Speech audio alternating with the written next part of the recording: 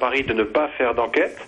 Et depuis des années, c'est cette tendance qui domine en France, puisqu'il y a eu une enquête par le juge Bruguière pendant des années, mais on a le sentiment qu'il n'a pas vraiment cherché dans la bonne direction. Et aujourd'hui, quand le juge Marc Trévidic essaye de faire la lumière sur cette affaire, il a beaucoup de difficultés avec le gouvernement pour obtenir les pièces secret défense. On a vu effectivement la visite de François Hollande à Alger. Quand la question lui a été posée de savoir si le juge serait autorisé éventuellement à autopsier les têtes des moines et à faire son travail en Algérie, le président Hollande était un peu gêné. Il a dit il faudra que ça se fasse avec la justice algérienne, ce qui va être compliqué. Donc je pense que la direction de l'État français sait que cette affaire n'est pas claire, que les services secrets algériens sont impliqués et ils ne veulent pas embarrasser les autorités algériennes. Monsieur Hollande a laissé entendre que le président Bouteflika a donné des instructions pour que toute la lumière soit faite dans cette affaire. Dans la mesure du possible, a-t-il insisté? Pensez-vous que les autorités algériennes vraiment aient tout dit ou que le président Bouteflika donne vraiment des instructions pour que la lumière soit faite sur toute cette affaire? Non, je pense qu'on se moque du monde. Ce qui s'est passé, c'est qu'il y a quelques jours, l'avocat des parties civiles, maître Patrick Baudouin à Paris, a fait une lettre à François Hollande pour lui dire que depuis un an, l'enquête du juge Trévidic est bloquée puisqu'il ne peut pas se rendre en Algérie. François Hollande s'en est sorti en disant bien sûr, je parlerai de tout avec le président Bouteflika. Mais ce que vous dites, c'est pas les autorités algériennes qui ont fait une déclaration pour dire qu'elles feraient la lumière sur cette affaire. Elles n'en ont pas dit un mot. C'est le président Hollande qui a dit que le président Bouteflika lui avait dit qu'il essayerait peut-être de... Moi, je n'y crois pas du tout. Je pense que c'est une déclaration faite pour faire plaisir à quelques journalistes et faire semblant que la lumière va être faite. Je crois malheureusement que les deux États se sont mis d'accord pour verrouiller cette affaire et que la vérité ne sorte jamais. L'autopsie demandée par les familles des victimes a été formulée au président français avant sa visite en Algérie. Pensez-vous que c'est possible ?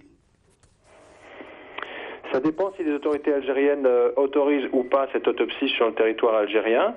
Je sais que c'est l'une des deux demandes formulées par le juge Trévidic. Il voudrait pouvoir autopsier les têtes dans la journée et les remettre en terre en Algérie. Et il voudrait pouvoir interroger une vingtaine de personnes qui sont témoins ou éventuellement impliqués. Je sais que pour l'instant, a priori, le juge Trévidic n'a eu aucune autorisation de la part d'Alger pour faire ce travail. Donc malheureusement, je ne vois pas très bien comment l'enquête judiciaire va pouvoir avancer. Mais beaucoup de gens insistent que votre enquête, votre reportage et votre livre aussi est une manipulation. Écoutez, une manipulation, qu'est-ce que je voulais que je vous dise? Moi, il y a depuis plusieurs années des anciens des services algériens, du DRS, qui disent des choses précises. Ils étaient en poste, pour certains, au CTRI de Blida. Il y a des gens qui étaient dans les maquis islamistes de Médéa. Je pense à Benadjar, qui était à l'époque un chef de maquis islamiste, qui nous a expliqué comment les hommes de Zitouni ont essayé de le pousser à faire l'enlèvement. Il a refusé. Et moi, j'ai pu rencontrer moi-même à l'étranger l'année dernière une personne qui était dans le commando qui a enlevé les moines et qui m'a expliqué comment ça s'est passé sur ordre du patron du CTRI de Blida avec le Smaïn Lamari qui était numéro 2 du DRS à l'époque, qui était directement à la manœuvre. Donc après, peut-être que depuis 7 ans, je recueille des témoignages qui sont faux. C'est pour ça que seule une enquête judiciaire pourrait faire vraiment la lumière. Je ne sais pas pourquoi les autorités algériennes bloquent cette enquête judiciaire. Il y a des journalistes et même écrivains français qui critiquent votre approche et votre enquête sur cette affaire. Il y a des journalistes qui critiquent, mais pardon, ils disent quoi concrètement, les journalistes qui critiquent? Je ne sais pas, ils contredisent ce que vous dites. En fait. Quels journalistes, hein, quelles informations ont-ils? Je ne sais pas, ils croient que c'est une manipulation. Quelle est votre réponse? Ma réponse est que moi je fais un travail d'enquête depuis des années, que j'ai recueilli plusieurs témoignages très précis, qu'on a vérifié chaque témoignage et que les témoignages sont trop nombreux. Les témoignages qui évoquent une responsabilité du DRS algérien sont trop nombreux pour être ignorés. Et que par ailleurs, quand on interroge les autorités algériennes ou quand la justice française essaye de faire son travail, il y a un blocage total à Alger pour que ce travail ne puisse pas se faire. Je pense que les autorités algériennes, manifestement, ne sont pas très à l'aise avec l'assassinat des moines de Tibérine. Il y a ceux qui disent que c'est une manipulation du temps de Sarkozy pour faire diversion sur l'affaire des sous-marins au Pakistan. Quelle est votre réponse? Oui, peut-être qu'à l'époque où Sarkozy avait fait sa déclaration disant que les relations entre les grands États ne doivent pas se reposer sur le mensonge, ce qui était une déclaration assez ferme par rapport à l'affaire de Tibérine, effectivement à ce moment-là il était embêté par des soupçons de commission sur des contrats, mais vous savez cette affaire des moines de Tibérine dépasse largement Nicolas Sarkozy. Elle s'est déroulée en 96 sous le président Chirac, ensuite il y a eu le président Sarkozy, maintenant il y a le président Hollande. Ça fait maintenant 16 ans que de façon continue, il n'y a pas la vérité, il n'y a pas la lumière, il n'y a pas d'enquête côté français. Il y a des versions officielles côté Alger qui ne sont plus crédibles aujourd'hui.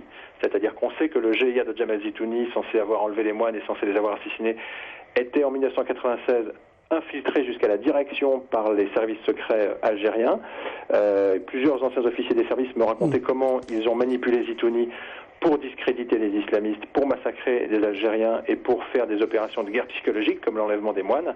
Donc vous savez, c'est pas juste la déclaration de Sarkozy il y a quelques années qui peut permettre de penser quoi que ce soit. Il y a une réalité dans cette affaire de Tibérine, que la justice puisse faire la lumière. Moi je comprends pas pourquoi aujourd'hui encore les autorités algériennes bloquent le travail des magistrats français dans cette affaire. Une dernière question, comment qualifiez-vous les relations algéro-françaises? Névrosées.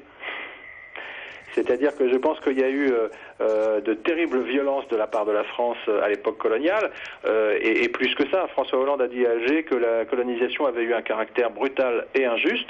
Je pense qu'on ne peut pas juste dire ça. Il y a eu des massacres, il y a eu une torture systématisée pendant la guerre d'indépendance, il y a eu des crimes contre l'humanité dès la conquête de 1830. On a enfermé des populations entières dans des grottes pour y mettre le feu, etc. Tant que ça ne sera pas reconnu de la part de la France, ça sera compliqué. Et il y a aussi côté algérien un certain nombre de crimes qui ont été commis, soit à l'époque de la guerre d'indépendance, soit plus récemment lors de la sale guerre. Et là aussi, je pense que seule la vérité permettra d'avancer. Donc on continue entre la France et l'Algérie à avancer en mettant dans le placard tous les cadavres de l'histoire.